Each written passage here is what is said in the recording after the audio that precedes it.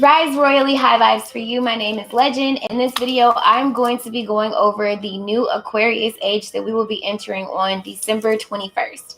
So if you are new, go ahead and hit that subscribe button if you're interested in content surrounding manifesting, healing, and self. If you're returning, thank you. I truly appreciate your love and support. And let's go ahead and dive in. Oh, any information you want to know about me and booking a personal reading is in the description box below. So the way I wanted to do this was a pick-a-pile, but of course I'm going to start with a collective message and then dive into the more specific details. So to start off, I wanted to use my Archangel Wisdom Oracle deck. I love this deck. It always has a very, very positive message. And basically I want to see what the message is of what the call to action is for the collective. What is the energy that we're getting ready to have access to, be activated into, kind of force us or cause us to want to do, or what should it cause us to want to do? So show me what the focus is of this energy that we're experiencing. That is a lot. Okay, so we're going to take the one off top. It's Archangel Uriel. Listen to your intuition. Definitely can see that. Give me two more. This one fell on the floor. So it says create, dance, and play. This is already known that we're supposed to be tapping into our gifts, exploring our talents, sharing them with the world, experiencing life in general, having fun. Give me two more, please.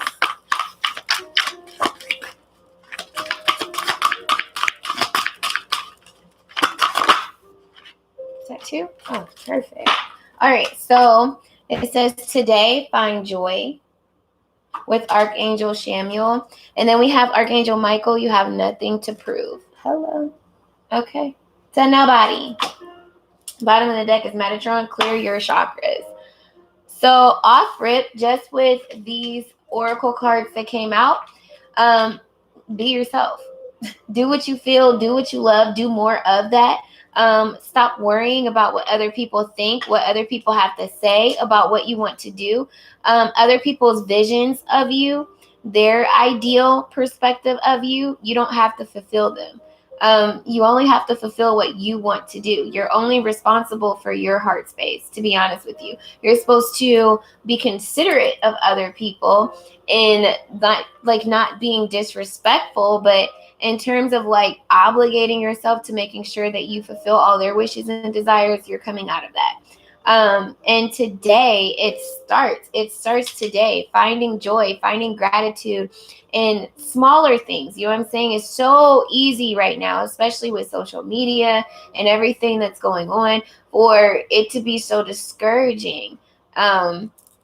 And for there to be a void in what you have to be grateful for. Because on social media, all you see are illusions. That's what I'm going to call them. Some people really do live that life. But for the most part, you know what I'm saying? Social media is nothing more than a place of an illusioned happiness.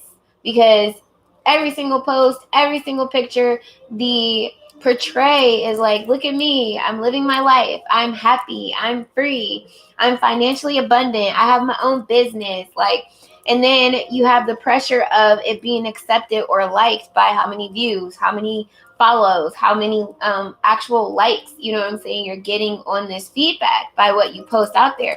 You don't have to prove anything to anybody. Okay, because what you'll find is that some people, heavy emphasis on this is coming through, some people only follow you once it's trending. There's a lot of people.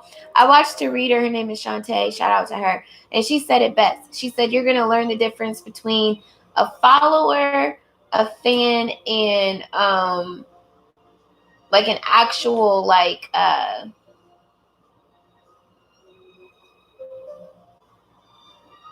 it's like the difference between loyalty, basically, is what I'm seeing here. Your intuition is going to be heightened as a result of this, by you choosing yourself and deciding for yourself what brings you joy. It really does start there. And that's what you guys are coming into an acceptance with. For some, it could be an enlightenment, but to me, this is really more so acceptance of what you desire and not settling for less than that. And in the exchange of energy with other people with this, you have nothing to prove. If it's not a reciprocity of understanding where, you know, the line has to be drawn, where there's a difference of opinions or needs and wants, but still being able to be respected in, you know, the same space, you're letting it go. Essentially is what I'm getting with this as well. So this is looking really good, to say the least here. You're no longer doubting yourself. You're choosing, you know what I mean? You, essentially. With this finding joy today, like I said, I kind of got derailed a little bit, but it's like really discovering simplicity, understanding less is more. Sometimes it's saying less, you know what I'm saying? Like not saying as much as you want to say in a situation that helps you find joy too. And with that, I'm getting like not engaging back and forth in arguments and disagreements and things like that as well. Just agreeing to disagreeing and walking away. So I'm going to go ahead and try to get some cards here going for the pile. The question overall, though, for the collective is, what if it was easy? And I feel like that's been the biggest thing that has been stopping people from doing certain things. Saying what's on their mind, taking action towards a goal or change. You know what I'm saying? Oh, I want to lose weight, but it looks so hard. The consistency. Well, what if it wasn't as hard as you're making it seem? Wonder if you didn't try to get on an insane workout plan like you're being introduced to, you know what I'm saying, to give you that inspiration and motivation to work out, and you took baby steps and just did 5 minutes a day? What if you just incorporated one type of machine or an at-home workout until you're consistent there and ready to branch out and go to a gym?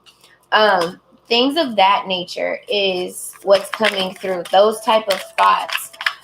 Shifting your focus instead of focusing on what looks challenging, like I said, and focusing on what you can do makes something look a lot more easier. Be heard and be seen is another collective energy that's coming through here. Also, real quick, I want to touch on communication with that. What if it was easy? Talking to so-and-so is so hard, or it's always an argument, or they always respond like that. Well, what if you don't project that energy beforehand and you just say what needs to be said? And then even if they do have that typical response, you just remove yourself from the conversation. Who says you have to stay there and take in all of that? You know what I mean? So, and that's not so hard after all, right? Like the aftermath of you being in solitude or having peace, or there being like a not so dramatic response after you said what needs to be said. You know what I mean? It's that type of thing.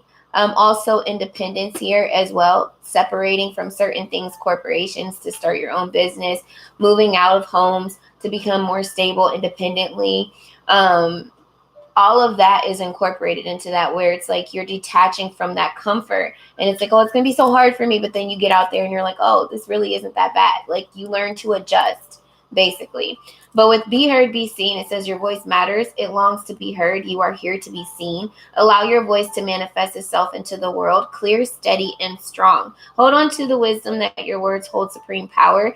They create your reality and are able to bring light to the world. Speak into being what you most desire. Remember also to use your voice to speak love into being for our planet.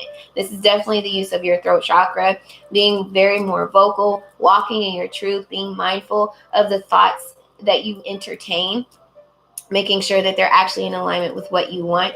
Aura or aqua aura quartz is the crystal. I don't have one of those. And then colt's foot is the herb.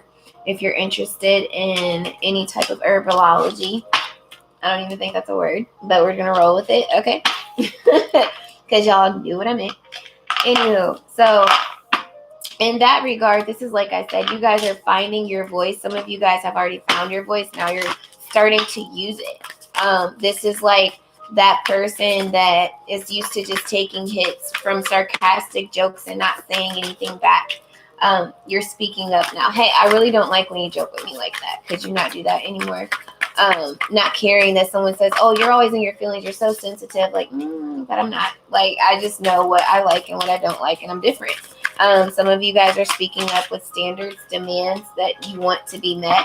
Others of you guys are putting yourself out there for positions. Some of you guys are sharing your gifts and talents here.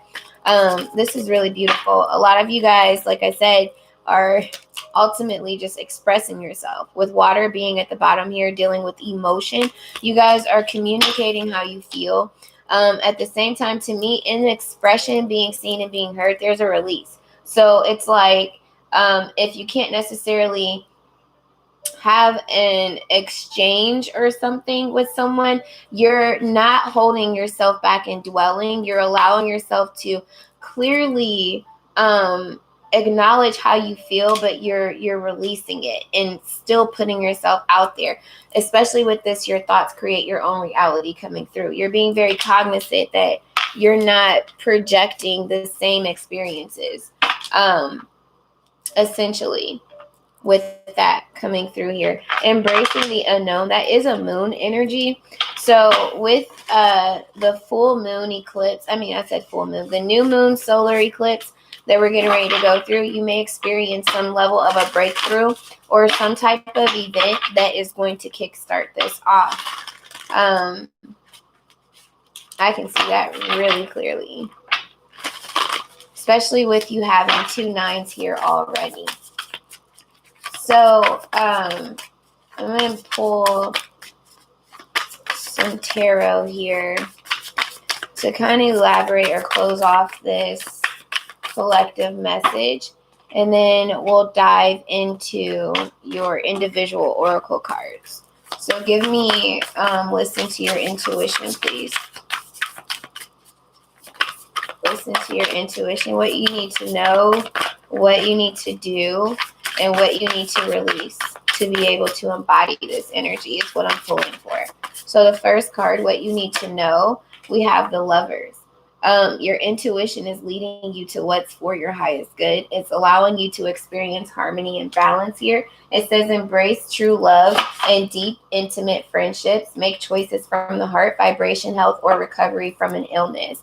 A lot of this is giving me, hold on, because I'm about to disappear for a second so I can change the battery. And it's 12:22 as I say that.